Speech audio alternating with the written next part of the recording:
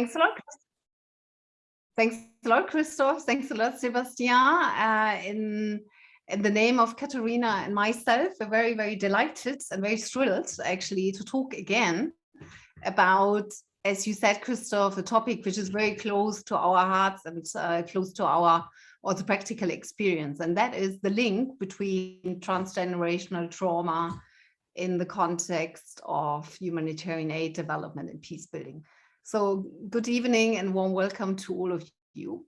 Katharina and I would like to start with the 2 minutes of arriving here in our shared space in silence. Maybe some of you walked the dog before coming here or coming from another meeting, or some of you just did their shopping. So we take 2 minutes of silence, and you can, if it feels right for you tonight, close your eyes, of course. So we take 2 minutes to arrive here together in our shared space, and then we get started.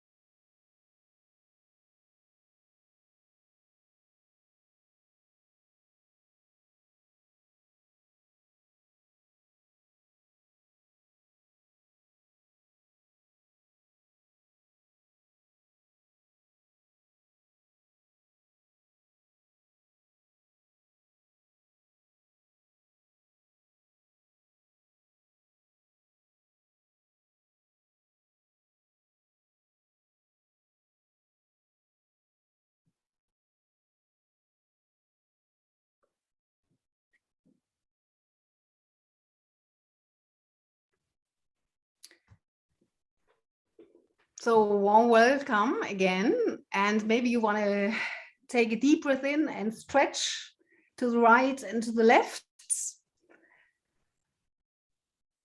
And I'm going to share my screen, and the PowerPoint presentation Katharina and I prepared for tonight, you will actually get later. And right from the start, we would like to stress, Katharina and I are more than happy to engage with any sort of outstanding question, of course, after our seminar and our time tonight. Before we're actually getting started, given that we are a small but special group, we kindly would kindly ask you to share with us where you're calling from, to have a really good idea of who we have in the room and where you're actually calling from, to get an idea.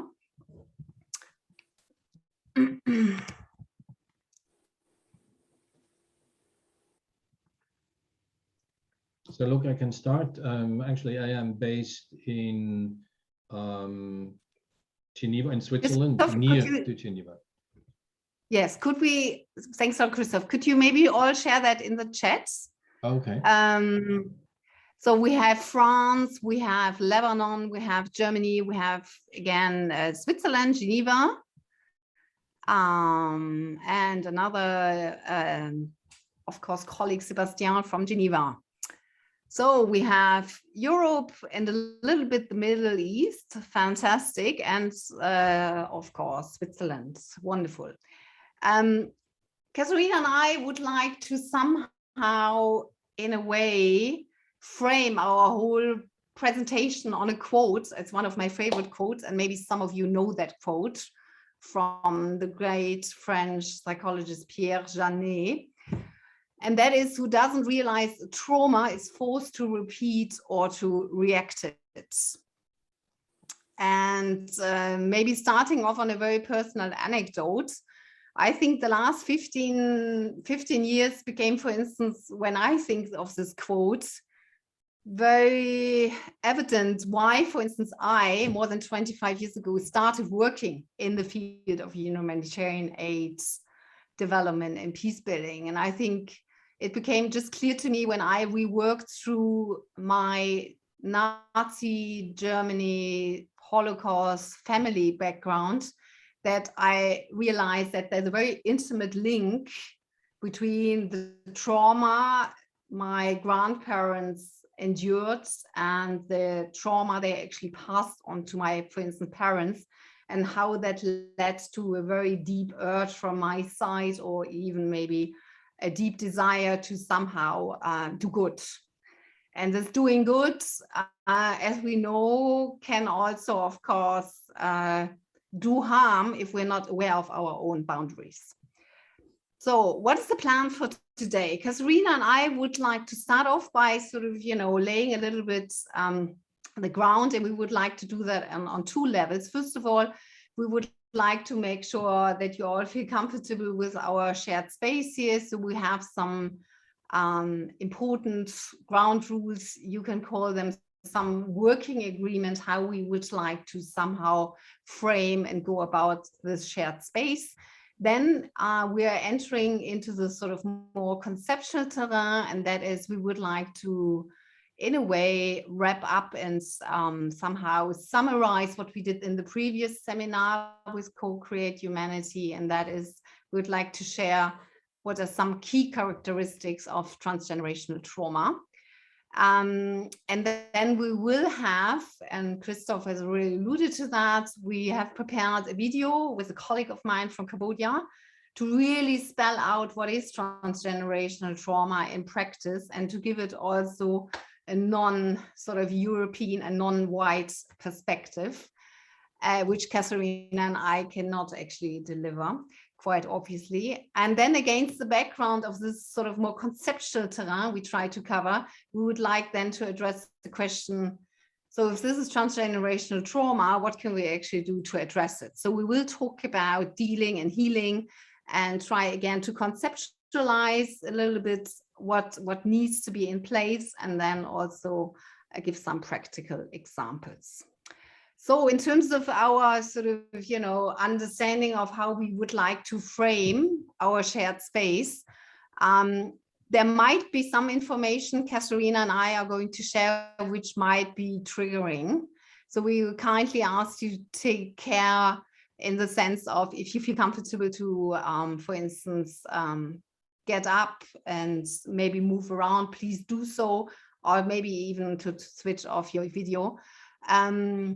We will, of course, would ask different questions, and we would like to engage you as much as possible. And there, of course, we would appreciate if not always the same people are speaking. We will talk about some maybe also very confidential information, and we kindly ask you to keep that information confidential, especially in the second part. As Christoph said, only the first part will be recorded, and the second part, when we talk about our own experiences, we would kindly ask you to keep all that information confidential. And then last but not least, and I think you're all doing that already, please be so kind and mute your mic and all the different mobile devices you might have at hand. So against that background, Katharina, what is transgenerational trauma? Yeah, very good question. So to give a very dry definition, you can sum it up as effects on the brain, body, and or soul of an objective or subjective life-threatening event that was experienced or witnessed. And that is important. So trauma can occur not only if you are the one who experiences it, but you can also be just a witness and have the same symptoms. Talking about symptoms, there's a whole bunch of symptoms that can happen if you survive a trauma. I think the most outstanding symptom is a kind of constant hypervigilance. So a constant sense of alertness that something, and by something I mean something terrible, potentially life-threatening, can happen. So fear and mistrust, of course, feelings of sadness, despair, hopelessness, and especially anxiety are among the most prominent symptoms. And yeah, flashbacks, if we talk about the ICD criteria for PTSD, is also very often, but also anger and rage in a way that, yeah, I mean, by anger and rage, not a constant sense of aggressiveness, but rather like sudden outbursts of anger that can't be explained, that you don't know what is happening to you, but suddenly you're so enraged and you don't know what triggered you. So this would be a symptom. And avoidance behavior, and I mean especially conflict avoidance and also avoidance of potential triggers. And if you haven't really dealt with or made a research of what trauma is, mostly people don't know the triggers, so they're not aware of what they are avoiding, really. As a consequence of the hypervigilance, people also experience a lot of sleeping problems, like difficulty to falling asleep, but also difficulty to sleep through that. So yeah, and what can also happen is social isolation, drug abuse, and yeah, feelings of shame and guilt, which may be not really conscious. So this could also be something that slowly needs to be brought into light, like a sense of yeah, shame and guilt that you're not really aware of.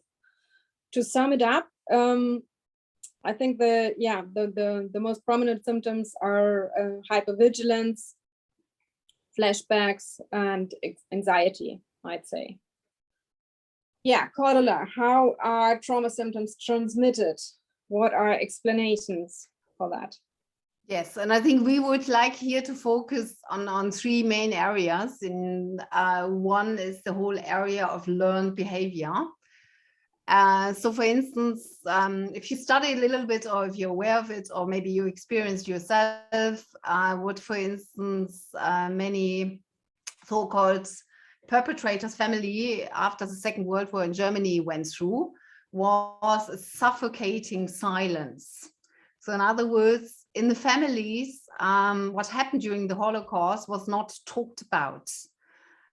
And so what you learn, for instance, also in my own family, we did not talk about what happened during the Holocaust. So the learned behavior was every difficult sentiment, feeling was somehow dissociated, was sort of dismissed, and there was a suffocating silence. So what you can learn or could learn is, or many people learned, okay, when there are difficult moments, you silence them. So that's one area, huh? How it is actually transmitted through actually learned behavior. Because what do children do? They take their parents as role models. They do basically this copy paste. Huh? We learn by role models. So that is one area, the question, the level of learned behavior. Then, of course, we have the whole context, which is a bit, of course, far more outreaching and far, I think, in terms of the impact, far greater, and that is the whole social environments. For instance, if you want to think of the, of course, long-lasting effects of colonialism and racism in our own communities and our own countries, then of course we can see that, for instance, if people of color have been exposed time and again to racist attitudes, racism in different kinds of forms, what do we see? We see that very often this kind of anger and rage, Katharina was already talking about, experiencing this racism on an everyday kind of level, that this anger and rage either is internalized or is, of course, somehow vented outside. So in other words, for instance, against maybe family members, talking, for instance, about domestic violence. So social environments, the social environments also frames how we can actually learn how to deal with trauma. And then last but not least, and that's maybe the most recent, and I think also equally fascinating perspective on transgenerational trauma. That is the question of the level of epigenetics. So in other words, the science of biology, or the aspects of biology, trying to understand, trying to systematize the impact of the social environment on the activation of the genes. And what we know, while it's a rather new kind of perspective on transgenerational trauma, so we're talking about really the last 15, 20 years that we have more solid empirical evidence. And what we see is basically, for our discussion, what is important are maybe two dimensions. The first one is, we know that if a child or toddler has been exposed to physical, emotional abuse, then it's very likely that this toddler or child as an adult might have a reduced ability to cope with stress, especially to cope with, for instance, chronic stress. So that's one important insight. And the other important insight we can take away from epigenetics is that if we do not work on our own trauma, so in other words, if we do not work on our trauma, be it as a mother, be it as a father, there is a great likelihood that we pass on that trauma to the next generation. Without now going into the details of that, but we know from the study of mirror neurons, so the particular brain cells, that of course we know that certain kind of behavior will be copied, and we also know through the study of epigenetics that certain genes will be activated or will be not activated. So in other words, there is great likelihood that the next generation might be also facing different forms of trauma. We also know that there is a high likelihood of, for instance, of diabetes 2, of dementia and depression. So maybe these are the three important levels. And to sum it all up, our understanding then is of transgenerational trauma that we talk about insufficient coping mechanisms of the past, that they actually become the so-called psychological legacy of the present. Before we actually try to give it a bit more flesh to the bone, so to say, are there any questions so far?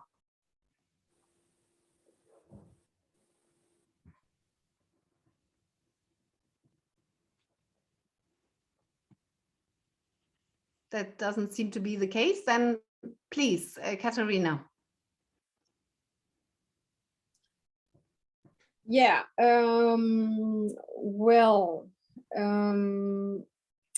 next part is the question, what are the symptoms of the transmitted trauma? So we have learned about the symptoms of the traumatized generation, of the people who suffer directly a trauma. Question is, are the symptoms traumatized people suffer from are the same ones than people from the next and forthcoming generation suffer from, or are there any differences? And before we share with you our experiences and knowledge, we were interested in finding out about your opinion, your knowledge, your experience, what resonates with you on that question. So what do you think are the symptoms of the second and third generations from traumatized people? Cordula, can you send the Slido link, or? I've already done it. Okay, excellent. So Cordula sent you a link, a Slido link. I hope you're familiar with the Slido. So we are very interested in seeing now the symptoms that you think come up when your parents or grandparents have suffered a trauma and not dealt with it, not resolved it, so that it has been passed on to your parents or yourself. Or people you know. Please write down what you think are the symptoms.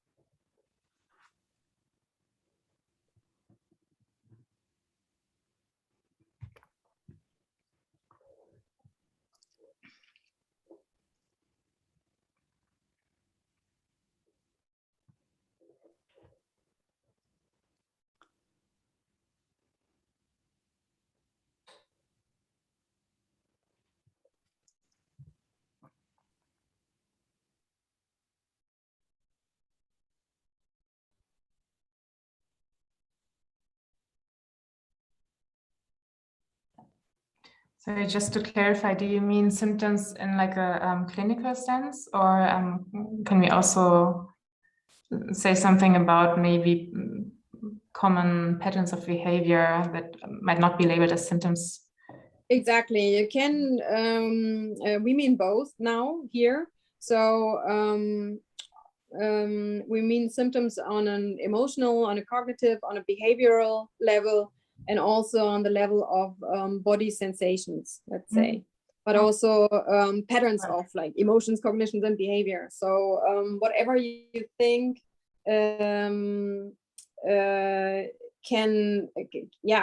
how in whatever you think the trauma can impact your life in a way. Thank you. Thanks for the question.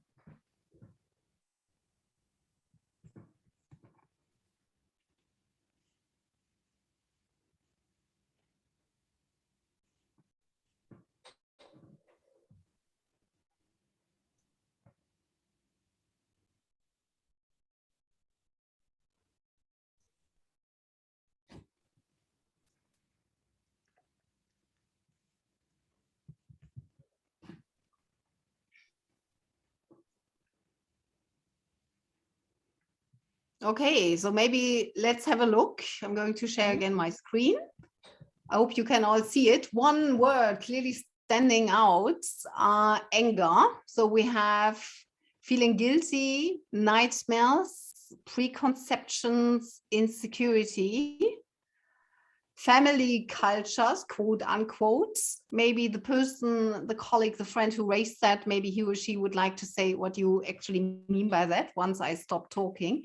Family cultures, victimization, lack of trust, isolation, sadness, chronic diseases, suicide through addiction, lack of own self, feeling unsafe, feeling of guilt and shame. The person who raised the family culture, could you, he or she, could you be so kind and maybe share with us what you mean by that? That's an interesting one, isn't it? Family culture. Okay, well, that was me.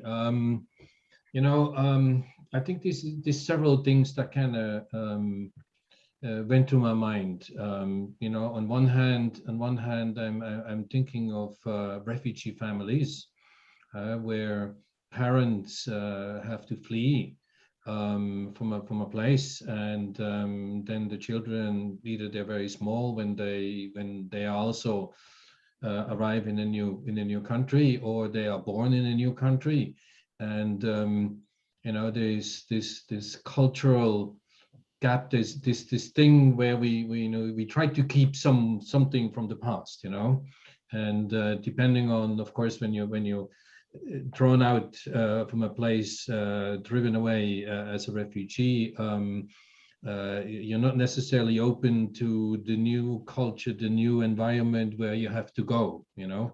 And I think this is a potential for a lot of conflict. And then, of course, the other thing which came to mind is that I think that probably children who feel that they have to kind of fulfill a life destiny which isn't really theirs, but which is probably one of their parents, where, you know, the parents try to achieve something but were prevented for whatever reason to be successful in that, and then the children kind of feel, okay, maybe I have to finish that task which you know, my parents haven't been able to do, something like that, you know. Thanks a lot, Christoph. I think all the points you raised, Katharina, you see already Katharina nodding, because the points you were raising are points we come back to. Thanks a lot, Christoph. Great, thanks a lot. I think that's a really good overview of some of these symptoms. Before we look at these symptoms in a more structured way, as I already was sharing earlier, we thought it might be useful to, of course, give it more of a personal touch and bring in real life experience. And we're doing that in the form of a dear colleague of mine with whom I had the great honor and privilege to work. It's a friend from Cambodia. her name is Sadhri, and she is a mother of 2, and she actually shared, as we see in a minute, her own experience of transgenerational trauma. And just to somehow contextualize what she's going to share, maybe a few words about the context we are talking about, because you might not all have intimate knowledge about Cambodia. Can I just interject one thing for the viewers of this recording? We're going to stop here because we agreed that this is a personal sharing, which we will not further share. So, but I will start the recording again once the video is complete. All right. Thanks. So please go ahead, Cordula. There was the video.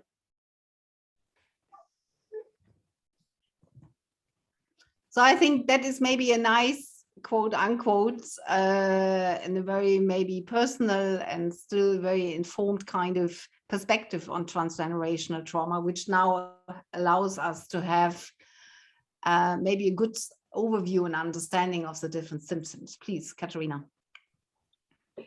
Yeah, so I think what becomes very clear is that silence, or as we've put it, an avoidant communication style, is among the most prominent symptoms of transmitted trauma. A culture of silence.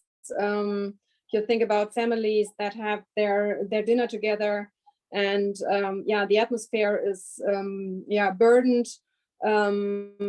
Conflict is in the air, but nobody talks about it. Blanks in the biography of the parents, of the grandparents, are normal. So not knowing about certain episodes in the parents' or grandparents' lives. Or people who disappeared, like an uncle or grand uncle who disappeared, and not knowing what happened with him, but not daring to ask the question. And this kind of silence becomes,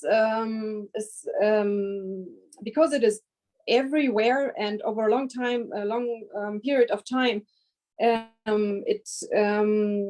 becomes,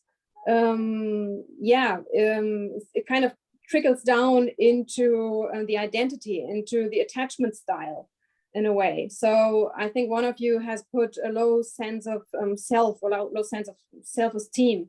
Yes, this is very true. So to feel very insecure about your own personality, about your likes, dislikes, your strengths, weaknesses, just to feel an overall sense of insecurity, low self-esteem, of course, as a consequence. And a high performance pressure. Why is that? Because the traumatized generation had to performance to work, to earn money was the one way to get out of the trauma. To like if you think of war generations, no matter if it was the Khmer Rouge in Cambodia or any other country in the world, the Holocaust, after a war, the country had to be rebuilt. So all the traumatized people put their work, their life energy into that, also to not have to feel the pain and the horror. So not only to rebuild the country, but also to not be confronted with the feelings of the horror caused by the trauma. Conflict avoidance, we talked about that. Feelings of shame and guilt, that now is something that the first generation has as a symptom as well. So you see that some of the symptoms are really the same symptoms, but there are some symptoms that are different from the symptoms that the traumatized generation experiences. For instance, the parenting, the wanting to save. Why is that? Well, fact is that the traumatized generation is, of course, in a way, very limited to live because of the trauma. So what happens is that the relationship between parents and children are turned upside down. So the children of the traumatized people generation develops a sense of responsibility, and a very strong sense of responsibility to take care, to look after the parents, and to fulfill the mission the parents were on. So Christoph, what you said, that the feeling that the children have to do something that they don't want to, but they feel they have to, is very true. And it doesn't matter if we talk about the area of work, or whatever plan was foreseen for somebody's life, it becomes passed on. If the parents can't fulfill their own life mission, they pass it on to the children, and the children develop a sense of false identity, you could almost say. So because the own identity is kind of very insecure and weakly built, the feeling is the feeling can be that they have to take a certain job, become a doctor or whatever, but they are not happy in that feeling because it's not their own wish. It's the parents' wish, which they act out. So there is no sense of reward or fulfillment, and can't be, because it's an inherited mission. Actually, also the feeling to be excluded, and of course the ability to identify strongly. That's clear. If children of the traumatized generation take on too much responsibility for their parents, of course they need to identify too strongly to kind of save the parents, and that wanting to save becomes like a life attitude, and often becomes kind of first maybe restricted to the parents, but then when the children are grown up themselves, and the focus goes away from the family, from the home, the urge to do good, as Cordula said in the beginning, and to want to save becomes kind of focused onto the world. And so here we are. No wonder that many of second or third generations of traumatized people end up in the humanitarian sector and want to save, which couldn't be saved in the first part, meaning the parents or the grandparents, the ones who were traumatized. So there's kind of a constant wish to prevent traumatization in the future. So you can see, in a way, we have the same symptoms. In another way, we have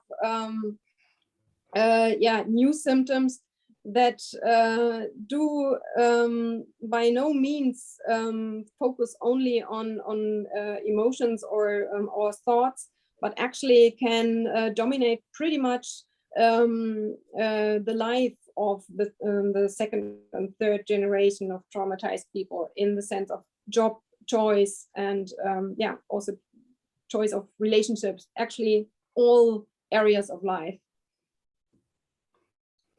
Yes, Katharina, and if you allow me maybe to somehow take up what you just said, in the sense of looking what we do for a living, most of us in one way or another.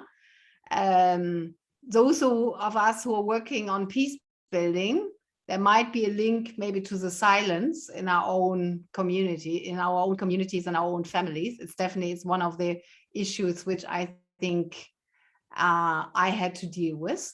And of course, we also see a conflict avoidance. In my personal humble experience, a lot of people who work in peace building tend to avoid conflicts at home. And one way of dealing with that is that they actually go into the field of peace building and in a way live out, maybe as Katharina put it earlier, what they're dealing with in their personal lives. So I think we have here wanting to save, and if we make the link to our own aid industry, I think one can there make certain links. It's of course not a direct link, and it's not a linear link, but there is a relationship between maybe the wanting to save and also a conflict avoidance kind of strategy, or this avoidance communication style. Before we then now ask the question, okay, that is in terms of the diagnosis, or in terms of understanding what is transgenerational trauma, before we look at the question, what can we do with transgenerational trauma? In other words, how can we address it? How can we heal? How can we find maybe a life-affirming answer to transgenerational trauma? Before we move to that, are there any questions of understanding so far?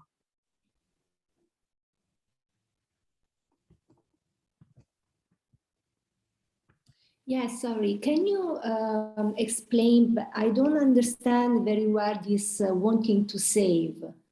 Can you explain? Maybe I lost something. Sorry.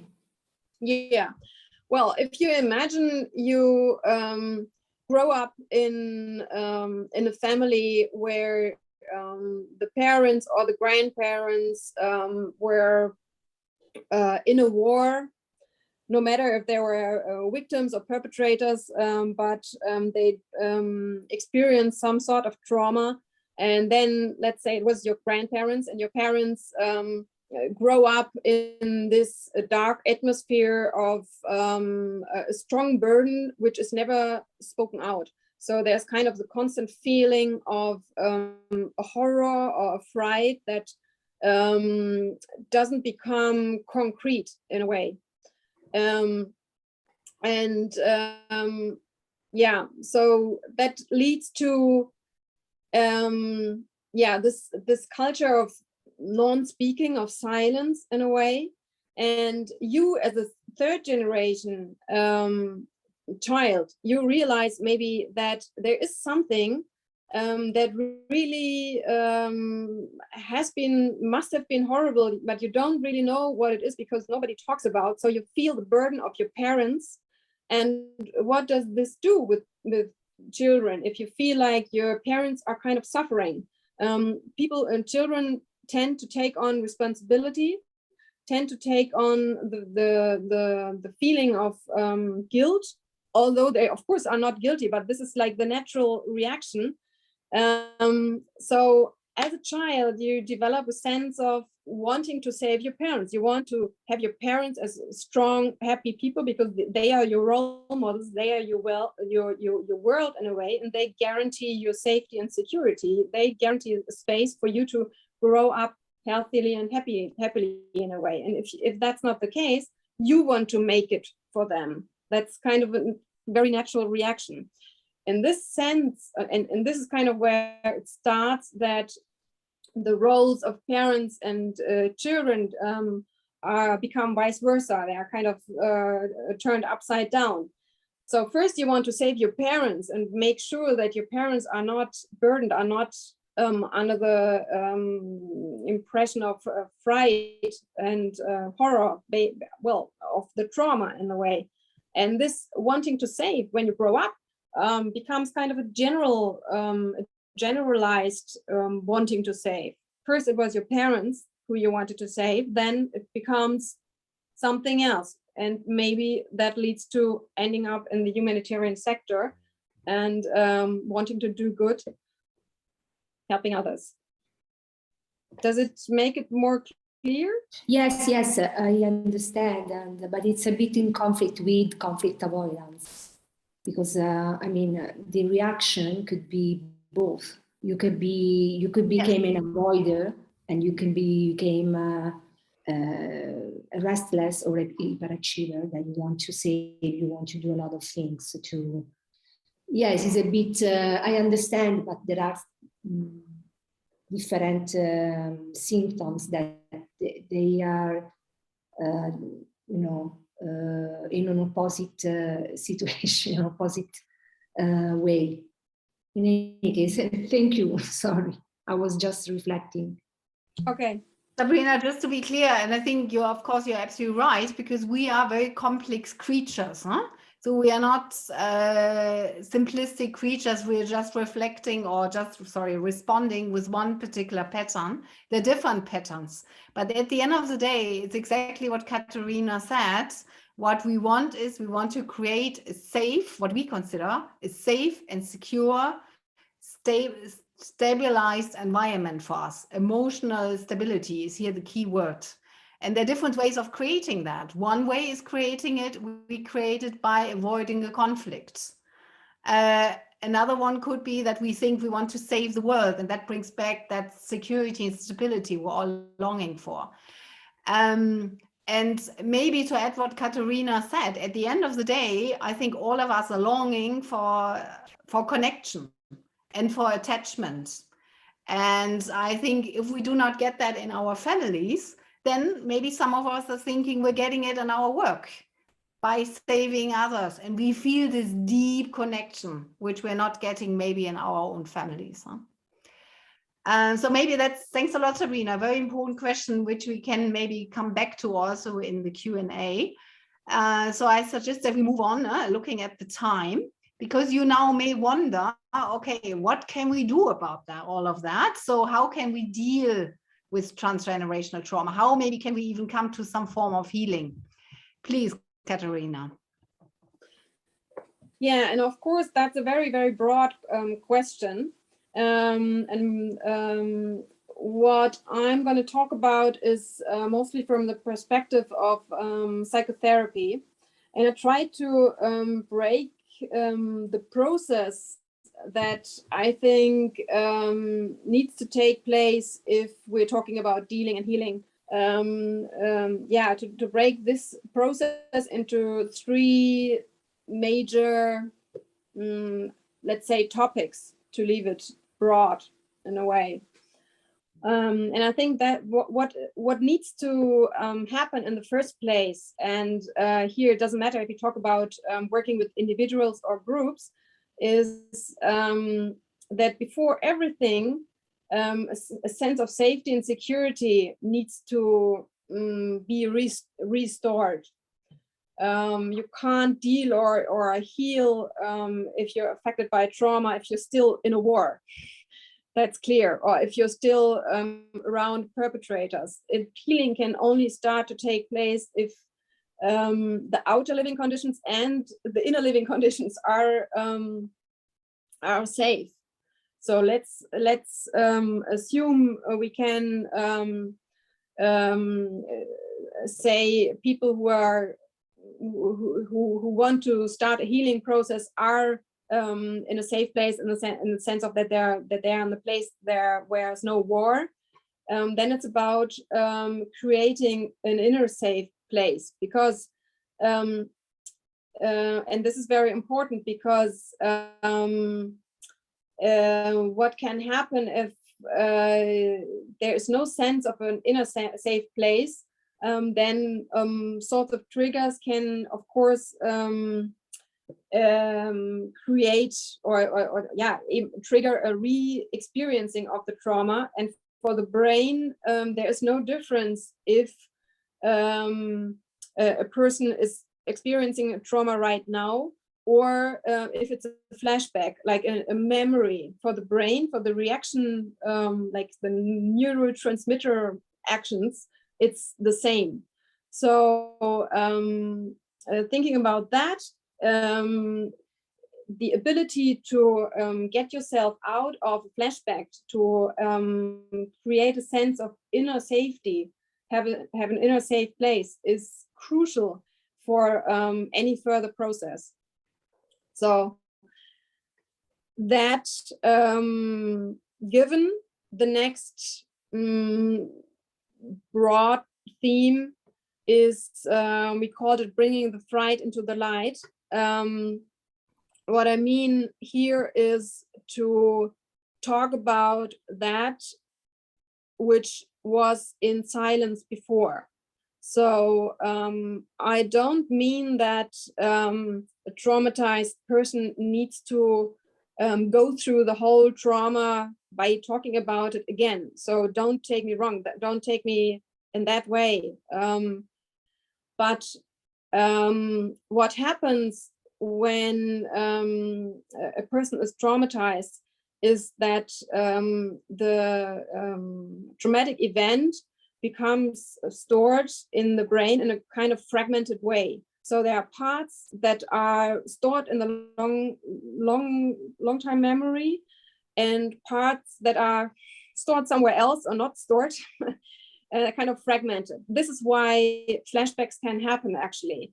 If the traumatic event was stored in the brain, like, let's say, a visit in the cinema, then we have a coherent memory, like the visual, auditive information is kind of all taken together. It's all part of this event in the long-time memory. But a trauma is kind of too much for the brain. So the images are stored somewhere, the sounds are stored somewhere else. And the idea is to kind of bring all these fragmented parts together and create a coherent memory that can be stored in the long-term memory, let's say. So for the second and third generation,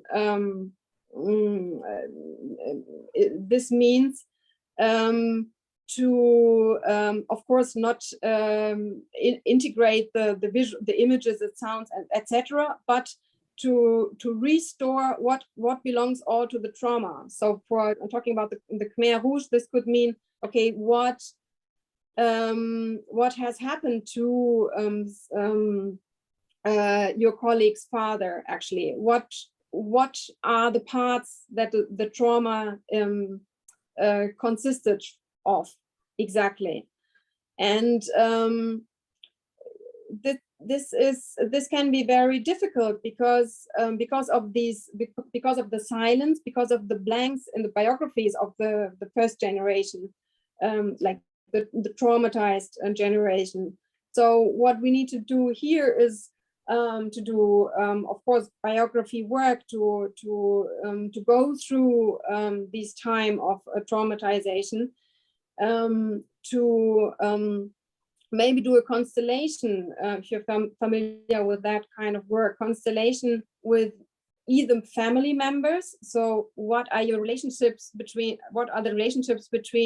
the family, and not only family of one generation, of course, but of all the affected generations. So your grandparents, your parents, yourself, maybe your children, etc. But it can also be a constellation of inner parts or inner feelings. So we have heard about anxiety, about rage, about shame, about guilt. So a constellation can also focus on that. So on one person and the inner parts or feelings of one person.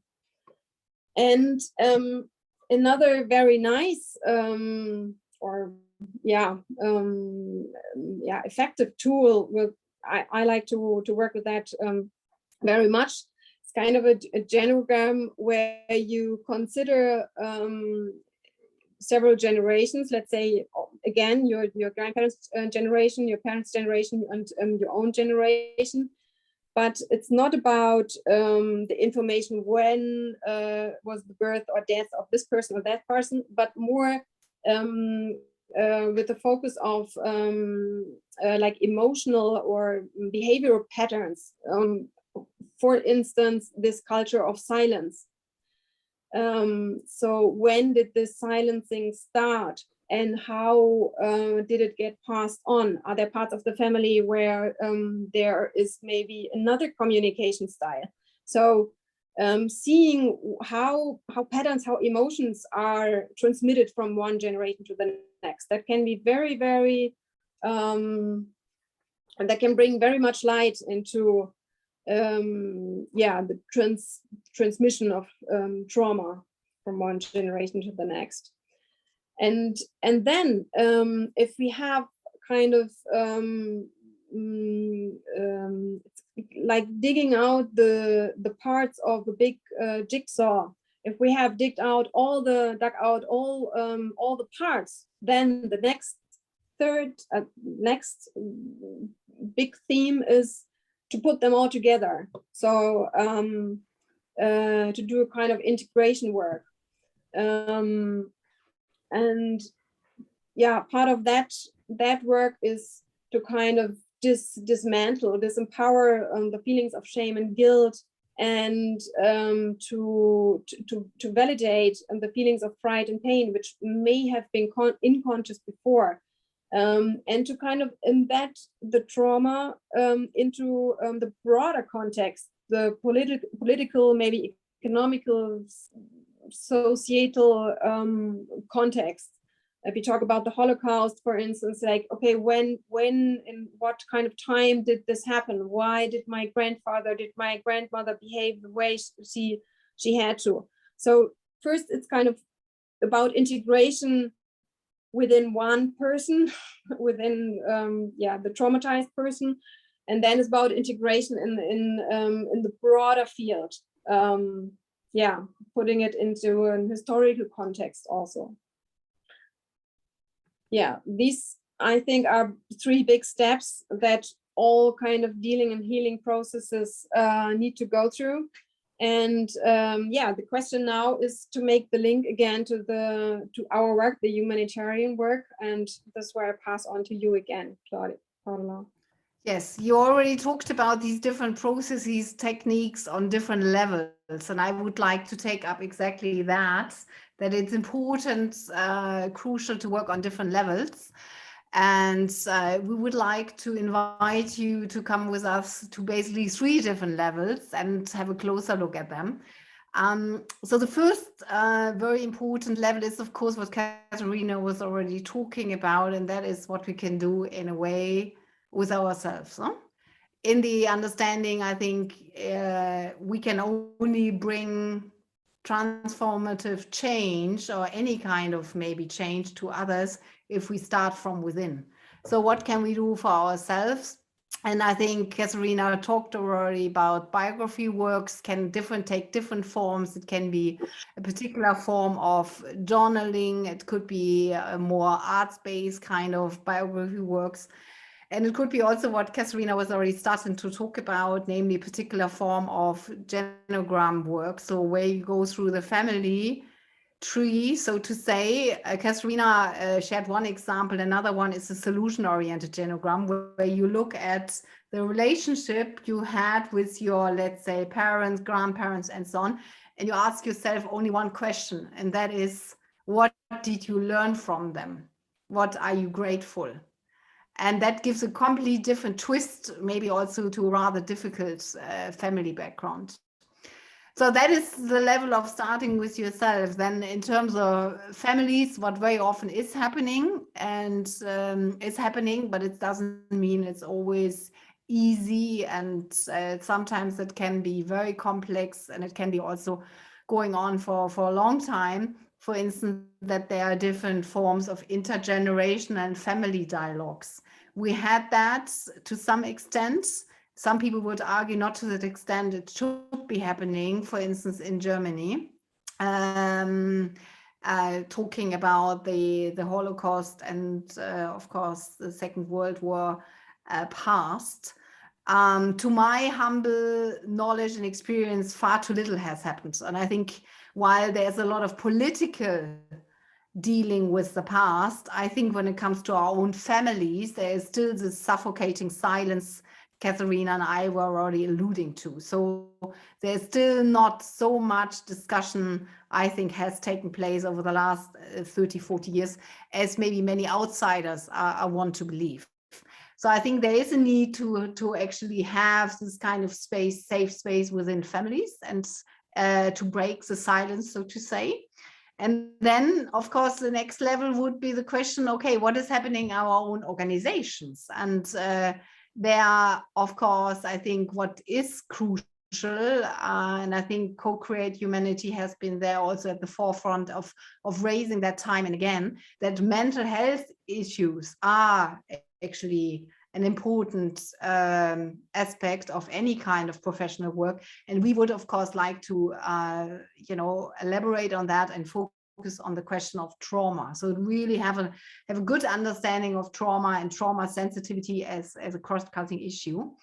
And if you look at all 3 levels, I think there are two words maybe standing out, and that is connection and attachment. Connection, attachment, stabilization being key to all these three levels, as a way of, as Katharina was already saying, as a way of creating this safe space. Because as we learned from Katharina just now, this is in a way the starting point for any kind of trauma dealing or trauma integration. So I think that's it. Christoph, please.